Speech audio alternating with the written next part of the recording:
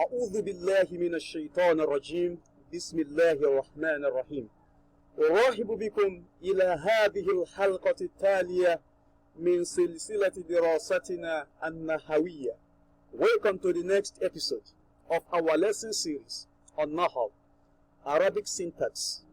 Al-Mawdu', the topic, إعراب حروف الجر, the grammatical analysis of the connectors of kasra, the explanation of how kasra appears under the last letter of the term or of a term. Before we go into that, there are some certain letters among the huruf al-jarri that are usually referred to as huruf al-qasam, the connectors or the swearing letters. Huruf al-qasam, the letters of swearing, the letters of taking oaths. Huruf al-qasam, swearing letters. These letters are used in swearing. One of them is wawun. We say wallahi. Then ta'un, we say tallahi. Ba'un, we say bi rabbil Kaaba. I swear by the Lord of Kaaba. Mathalan, let's take for instance. Wallahi ma gibtu ams. I swear by Allah. Wallahi, I swear by Allah. Ma gibtu ams. I wasn't absent yesterday. So the letter wa that has been highlighted is what we call harf al-qasam, the connectors. Okay, harf al-qasam, the connector of taking oaths or swearing letter. They function as huruf al-jarri. Their grammatical responsibility is to make sure the last letter of the noun or of the name that comes after them take kasra. Wallahi. It is incorrect to say wallahu or wallaha ma gibtu ams. Rather, wallahi ma gibtu ams. Here is another example. Tallahi. Ta is harf al-qasam. Lahi is ismun majrurun, meaning a noun in genitive case, a noun with kasra. Tallahi laqad kadhabta. I swear by Allah, laqad kadhabta, you have lied. Bi rabbil Kaaba. I swear by the Lord of the Kaaba. Bi rabbil Kaaba. I swear by the Lord of Kaaba. Ma ra'aytuka. I didn't see you. Fil masjid, in the mosque. Ams, yesterday. So B is what we call harf al-qasam, swearing letter. Then Rabbi, we call it ismun majrurun, meaning a noun or a name in genitive case. Genitive case simply means kasra. Kasra.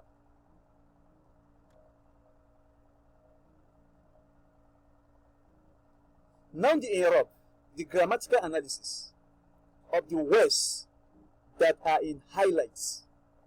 Raja'a Zaydun min al-madrasati. Zaydun has come back from the school. We can still remember that the original form of mina was min. What now led to this? Now we can see fatha on the nun of mina. What led to this?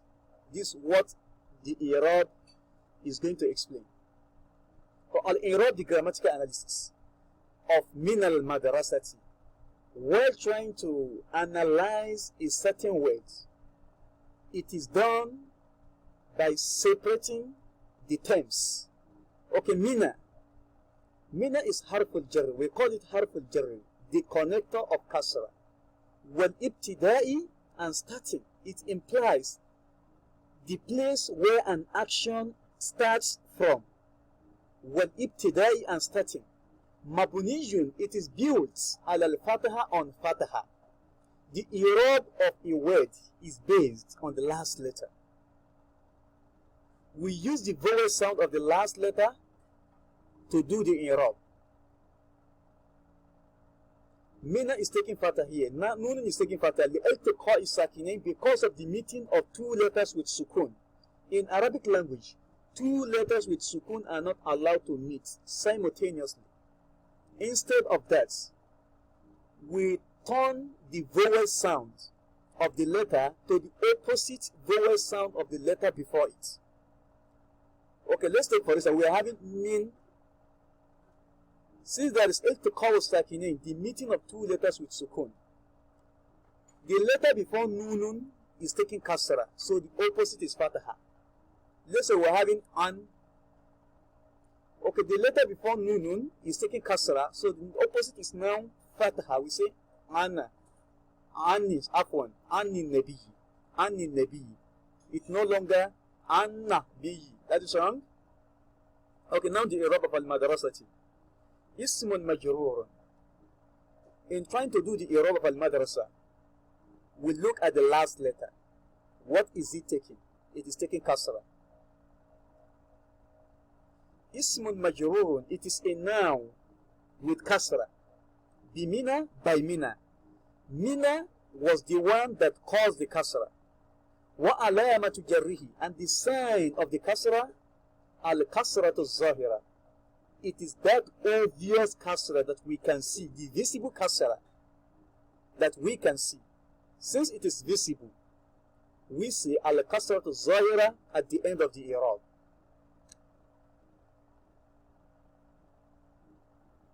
Ma i'rab. ذهب خالد إلى المدرسة. Khalid has gone to school. Now the i'rab of إلى المدرسة. إلى, what do we call it in Arabic grammar? We call it حرف الجر, the connector of kasra. Mabniyun, that has been built as a foundation. The last letter is the foundation of the term. Mabniyun, that has been built ala sukun on sukun. A letter without vowel sound, a letter without fatha, kasra, dhamma, is automatically taking sukun, whether written or not. A letter without any of the three vowel sound, fatha, kasra, dhamma, the letter is automatically taking sukun, whether written or not. We should take note of that. Okay, ila is harf al-jarr, the connector of kasra. Mabniyun, that has been built ala sukun on sukun. The last letter is taking sukun. Now the i'rab of al-madrasati, we call it ismun majrurun. Ismun, a noun with kasra. Since the last letter is taking kasra, we say ismun majrurun, a noun with kasra. Bi ila, by ila. It was ila that caused the kasra to appear. Wa alamatu jarrihi, and the sign of it kasra, al kasra to az-zahira, is that obvious kasra, not hidden. It is obvious. That is why we say al kasra to zahira at the end of the i'rab. Okay, ma i'rab. Tallahi laqad kadhabta. Tallahi, I swear by Allah, laqad kadhabta. Verily you have lied. So ta is harf al-qasam. We call it harf al-qasam, the connector of swearing, or the connector of taking oaths. Harf al-qasam, swearing letter. Mabniyun, that has been built. There are two letters here, taun and alifun. So we base our i'rab on the last letter, which is alifun. Harf al-qasam mabniyun, which has been built ala sukun on sukun. So lahi, we call it ismun majrurun, a noun with kasra. Who caused the kasra to appear? Bitai, by ta. Wa alamatu jarrihi, wa alama, and the sign jarrihi of it kasra, al kasra to az-zahira. It is that obvious kasra that we can see at the end of the term. Once we can memorize one of those i'rab, there is possibility for us to be able to do any i'rab that comes under huruf al-jarri. All we need to do is to make sure we perfect the memorization of each of the previous i'rab that we did just now. سبحانك اللهم بحمدك أشهد أن لا إله إلا أنت أستغفرك وأتوب إليك. مع السلامة وإلى اللقاء آخر.